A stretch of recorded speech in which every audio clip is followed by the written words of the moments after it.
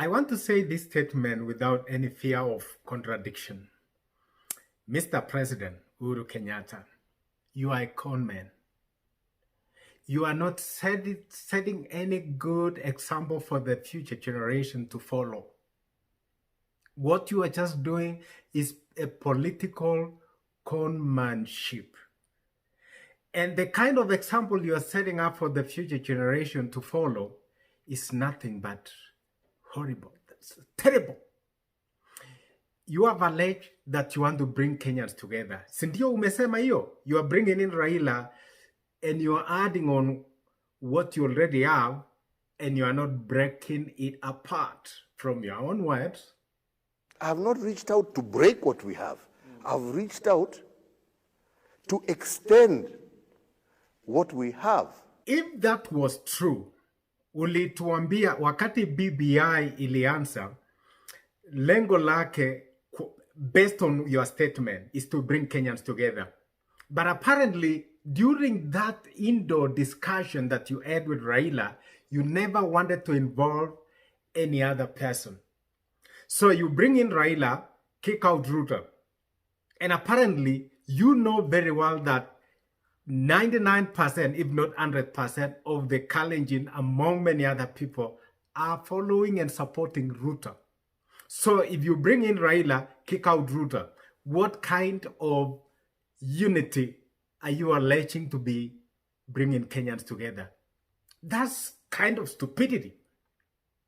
To put it clear, because if you had the interest of the Kenyan people, you would have brought in Raila, bring in Ruto, bring in Mudavadi, bring in Kalonzo, among many other Kenyans, and have a genuine conversation. It is not going to be a conversation only between you and Raila, and then you allege that you are bringing Kenyans together. That is just a BS. The BBI process is one area where I have always wondered why we are politicizing this process. Because what is it about? It is about bringing people together. Why we are politicizing the process? Give me a break.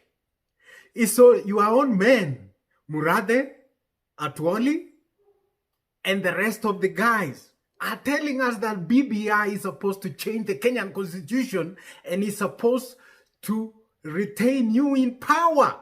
Have you ever come out and say, hey, this is not my intention? Are you lying? Unadanganya wa Kenya as if we don't have eyes to see? Can you go to the microphone and tell Atuali, Murade, and the company that you guys are wrong? You are misinterpreting my intention for BBI. You haven't done that. Therefore, you are in agreement with what they are telling us. And then when we respond, unasema kwamba we are politicizing. Give me a break. Are you serious with what you are telling Kenyans? In as much as I want to trust what is coming from your damn mouth, Mr. President. But ninashindwa. Mimi, I'm just defeated. Because your own men, Murade, Atuoli, and the rest, wanatuambia kwamba BBI is supposed to change the constitution, make you the prime minister, make Raila a president, and incorporate everybody into the government. But you are only thinking that those who are talking against BBI are politicizing and not your people. But you haven't even called the press conference and say, hey, you guys, Atuale and Murade and the rest, you are wrong. Don't politicize. So it's only the other side that is politicizing. Kenyans in 21st century are not fools anymore. Sio wachinga, they know. They have, if the mainstream media cannot cover all this stuff, we will say, we will speak, and every Kenyan will listen to us.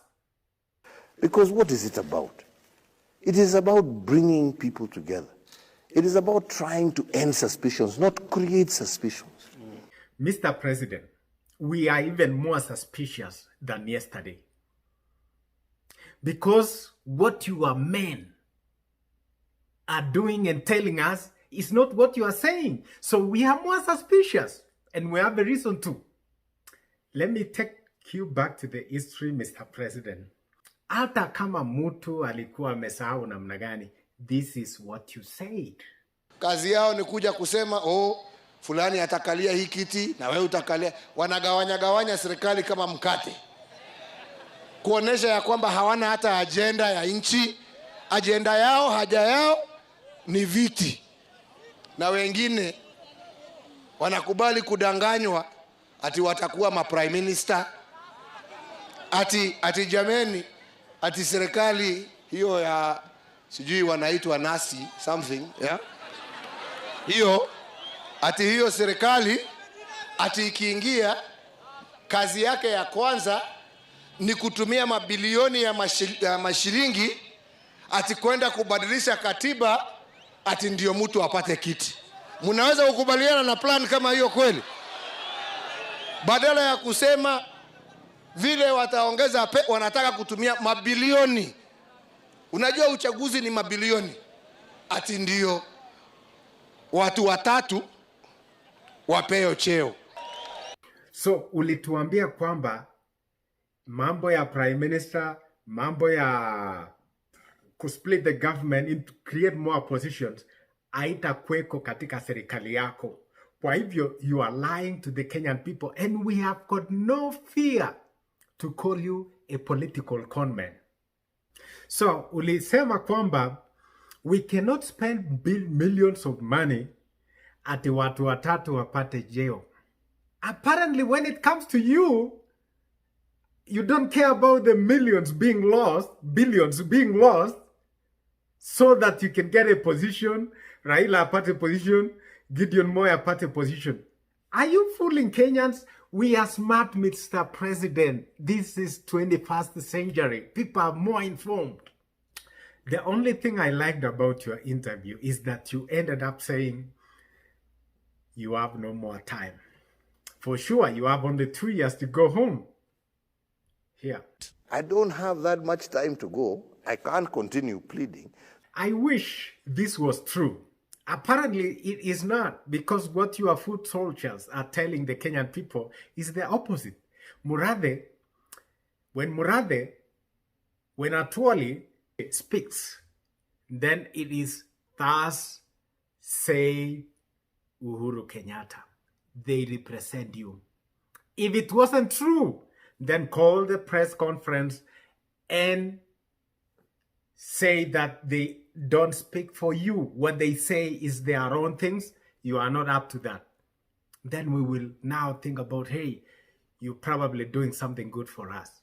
But apparently, we are more suspicious than before, Mr. President. Thank you for tuning in.